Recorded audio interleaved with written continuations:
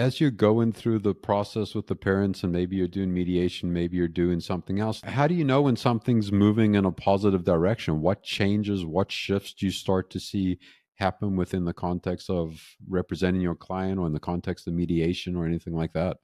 I think we see, obviously, having done it for many years, you know what the direction of travel is in court. You know what's happening in court, and you start to be able to predict, and this is probably quite sad, really, but you start to be able to predict what the next 2 or 3 steps ahead are going to look like, be they good or bad.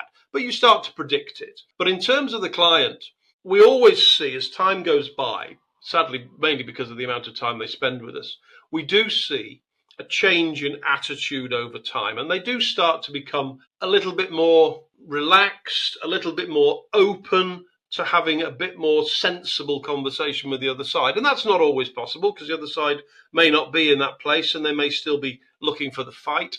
Certainly my experience of proceedings over here, purely because of the time they take, is people do start to relax after a while. Maybe that's because they start to get bored, but they start to relax after a while and they start to sort of think, well, all right, I'll give a bit. If I can, we can sort of move this matter on a little bit.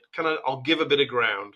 And that's a great place to be. And, and to be able to predict that and to know that that's where you are, to be able to sit with the client and say, look, maybe we're ready now to have a conversation with the other side.